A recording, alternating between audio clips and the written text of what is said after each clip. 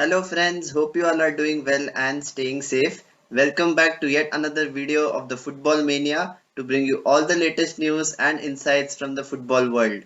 Well, we have seen that a lot of international matches are getting postponed due to the COVID-19 outbreak and we were expecting a few more postponements. However, somewhere down the line we have to remember that football is a game which gives that adrenaline rush and gives that kind of intensity from the players on the pitch, and that is something which we have seen leaps and bounds in the currently ongoing African Cup of Nations, which is being hosted in Cameroon. There are lots of teams, very small teams which we don't know about, like Zimbabwe, Mauritania, Ethiopia, and some other teams. However, we have seen some brutal mismanagement in the currently going AFCON, and recently in the match between Mali and Tunisia, the referee blew the whistle in the 85th minute and once again blew the whistle in the 89th minute. It has not even been, declared as any stoppage time. There is no indication from the fourth official about the duration of added time, but the referee decides to blow the whistle even before it has completed 90 minutes. And this is for the first time that I'm witnessing such an incident in a football match, an international football match, where the players are just absolutely stunned by what they're seeing from this referee. And this is something which the Confederation of African Football has to take very seriously, because we saw that soon after the second whistle blew in the 89th minute, the Tunisian head coach went completely wild on the referee.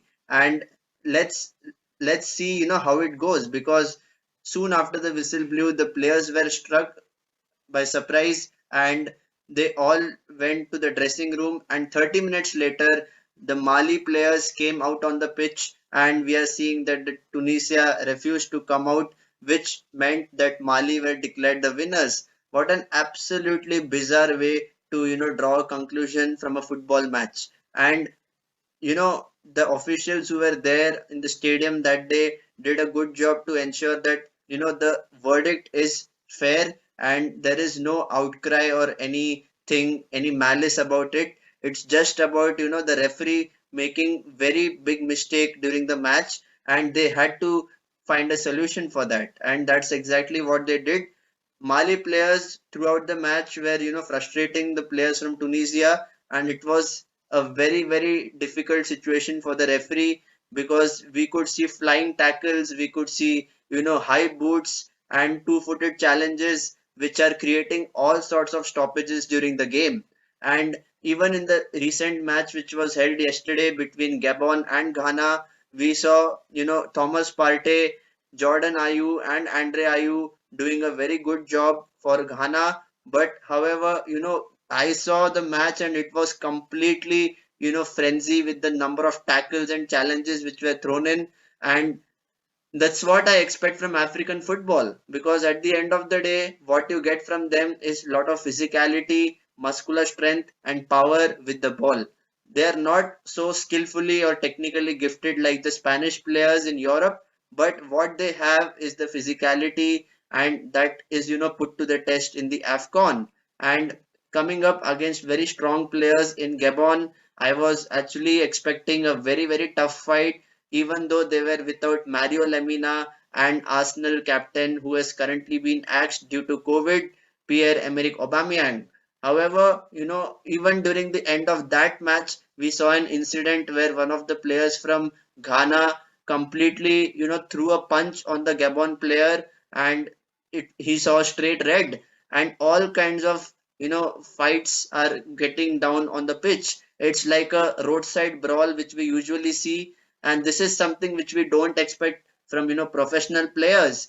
They need to have the maturity and understanding to conduct themselves in a very good manner, and that is something which every aspiring young player would look forward to, because they are the future for football. If they want to grow and excel, they will look up to such professional players, and if they conduct themselves in such a way, that doesn't just show a good example. So in my opinion, AFCON has been conducted very well, even though in this pandemic we are seeing a lot of rising cases. but something which they have to deal with is the malice on the pitch, and the players have to take responsibility for their actions. That is first and foremost, along with the officials.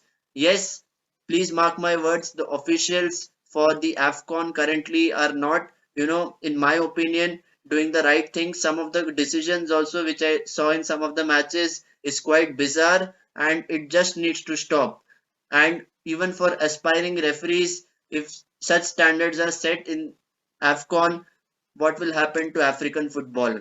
So there are lots of issues which currently we are experiencing during the AFCON. There are a lot of good star players from European teams who are currently involved with their national teams, and it is just going to be a very, very competitive AFCON. Let's be rest assured that the likes of Mo Salah, Sadio Mane, and all the other players like Edouard Mendy are going to do their best for their teams. Even the likes of Riyad Mahrez for Algeria, you have Hakim Ziyech for Morocco. So it is going to be a very, very wonderful AFCON, and I'm hoping lot of goals and may the best team win. So my only suggestion and opinion to all the African fans and all the African officials is that stay safe and please ensure that we see fair play during the game, because it's all about being a competitive atmosphere, but at the same time we need to ensure that whatever football is being played on the pitch is completely fair and justified. So guys, please let me know what are your thoughts about the current AFCON. Do you feel that the standard of refereeing needs to improve? Are you happy by the quality of football that you are witnessing? And would you like to see some more goals? Please put your thoughts in the comment section, and also let me know who is your favorite to win this time. Will it be Senegal? Will it be Morocco? Or it will be Nigeria? It's all down to play for, and let the best team win. So please drop your comments, and for regular updates from the football world, please do not forget to subscribe to my YouTube channel. So until next time, stay safe and take care.